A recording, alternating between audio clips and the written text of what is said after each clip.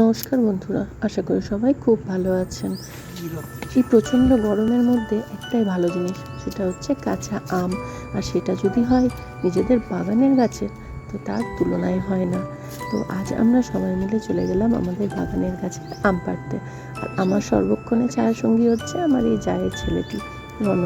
প্রত্যেক কাজেও আমাকে হেল্প করে খুব আনন্দ পায়। এই দেখুন, মাথায় এক ঝুড়ি আম নিয়ে বলছে, চলো মাম্মা বিক্রি করে আসি।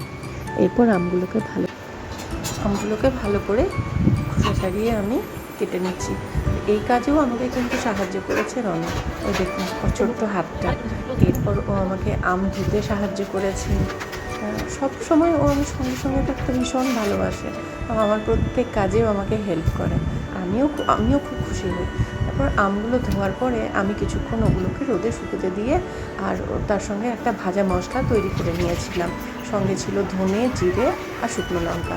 এরপর আমগুলো কড়াইয়ে তেল, পাঁচফোড়ন আর তার সঙ্গে শুকনো লঙ্কা ফোড়ন দিয়ে আমগুলোকে ভালো করে কষিয়ে নিয়ে তার সঙ্গে গুড় দিয়ে বেশ কিছুক্ষণ ফুটতে দিয়েছিলাম।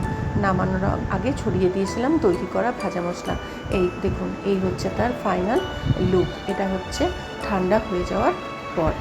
তো গরম গরম ভাতের সঙ্গে, তার সঙ্গে যদি ডাল থাকে আর তার সঙ্গে যদি এই আমের চাটনি, দারুণ কিন্তু না?